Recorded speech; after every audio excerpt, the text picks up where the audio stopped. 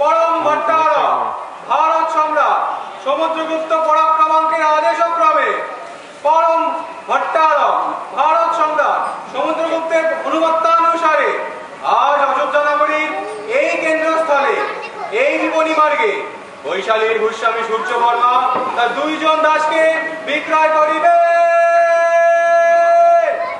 যারা দাস ক্রয় করিতে ইচ্ছে প্রকাশ করেন তারা অবিলম্বে উপস্থিত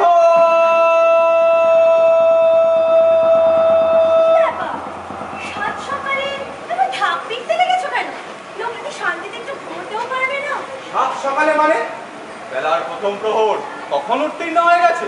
আমি সন্ধ্যার সময় শয্যা ছেড়ে সারাদিন ঘুম। এখানে এসব চলবে না, চলে যাও, নইলে নগর কোটালকে খবর দেব। নারী তুমি কে তা আমি জানি না। আমি নগর কোটাল শিশুমার পল্লব এবং আমার যা কর্তব্য আমি তা করব। ও আপনি কোটাল? তার রাজপথের উপর ছোট ছেলেদের মতো ঢাকঢোল নিয়ে খেলছেন কেন? কাজে যান না। স্তব্ধ হও, না হলে ধরে কারাগারে দিয়ে দেবো। কে তুমি? কে আমি? তা জানেন না? এই অযোধ্যা নগরে গীতপটিয়াসী মহাশ্বেতার নাম জানেন না? ও কথা কইবেন না, লোকে হাসবে। মি নর্তকী মহাশ্বেতা? শিশুমার, তুমি রাষ্ট্রের সামান্য বৃক্ষ।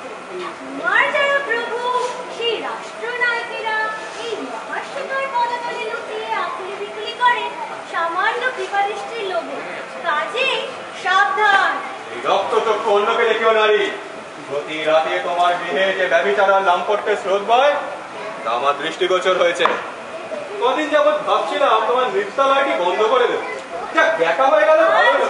3 পুরুষ ধরে নৃত্যগীতাদি হচ্ছে। আগ্রাবর্তে বীর পুরুষরা এই গৃহে পদগুলি দিচ্ছে আজ প্রায় 100 বর্ষ যাবৎ। তা হঠাৎই অত্যাচার। সেসব ছিল আগেকার আমল, এখন সমুদ্রগুপ্তের রাজত্বকাল। অযোধ্যা নগরীতে কোন রকমের বেলের লেপনা আমি সহ্য করব না। বেশ তো ছিলেন পাটলিপুত্র, আবার আমাদের কপালে আগুন দিতে এলেন কেন? সেসব ছিল আগেকার আমল, এখন অযোধ্যা রাজধানী। এখান থেকে সব নর্তকীদের উচ্ছেদ করব, তবেই আমার নাম শিশুমার পল্লব। কোটাল মশাই, কথাটা শুনুন না। তোমার সাথে আর কোনো কথা নয়। আজ সন্ধ্যায় তোমায় বন্দি করতে আসবে প্রতিহারীরা। যাও এখান থেকে। বাবা, নর্তকী উচ্ছেদ করবেন তা সেনাকুঞ্জের মানবিকাকে তো কিছু বলছেন না। আমার আবার যত তরুণ। হ্যাঁ, কেননা মালবিকা সম্রাটের নামাঙ্কিত অনুমতিপত্র নিয়েছে। তুমি তো নেওনি। ও, অনুমতিপত্র নিলে কি নর্তকী পবিত্র হয়ে যায়? পবিত্র হয় কিনা তা আমি কি করে বলবো? সেসব বলবেন রাজগুরু ঋষি বিরূপাক্ষ। তবে অনুমতিপত্র নিলে নর্তকীরা ব্যবসা করতে পারে তা জানি। তবে দিন না, আমার একখানা অনুমতিপত্র দিন। দেওয়া না দেওয়া আমার ইচ্ছে। দিতেও পারি, তবে নাও দিতে পারি। কোটাল মশাই, রক্ষা করুন। 3 পুরুষের ব্যবসা কিনে নিলে যে বিপদাশয় পেট চালাতে হবে। এই আমার একখানা অনুমতিপত্র। মালবিকার যে কিছু খারাপ লাগছে না। এমন করে বললেই কেউ অনুমতিপত্র পায় না। আজ সম্রাটের গৃহদেবতার পুজো, প্রতি চৌমাথায় আজ নর্তকীদের নৃত্যগীত করার কথা। কিন্তু তুমি তো নাকে তেল দিয়ে ঘুমাচ্ছ। যাও এখান থেকে। রাজপথে নাচতে হবে? মহাশ্বেতা রাস্তার উপর নাচবে? হ্যাঁ, আজ এখানে একটু পরে বৈশালীর ভূস্বামী সূর্যবর্মা আসবেন দাস বিক্রয় করতে। আসবেন মহামন্ত্রী বসুবন্ধু, আসবেন সেনাপতি হয়গ্রীব। তোমার নৃত্যগীতের মনোরঞ্জন করো মহাশ্বেতা, নইলে কারারুদ্ধ হবে। বুঝেছি, আমার নাচ দেখে আপনি ওদের কৃপা লাভ করতে চান। ব্যাপারটা দ্বিবিধ। তোমার নৃত্যগীতে ওরা খুশি হলে যেমন আমি উচ্চ পদের আশা লাভ করতে পারি, তেমনি তুমিও তোমার ব্যবসা বাঁচাতে পারো। কি বুঝলে? এছাড়া আর পথই বাকি।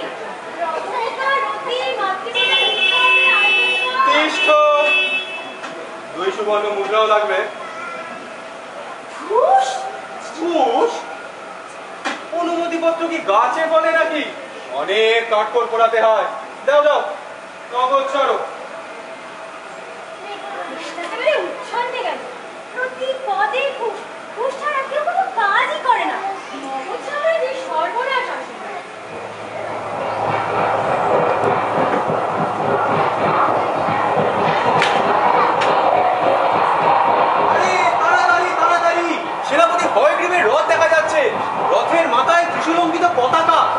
পেছনে চন্দ্রলাঞ্চিত পতাকা, মন্ত্রী বসু বন্ধুর রথ। তাড়াতাড়ি তাড়াতাড়ি।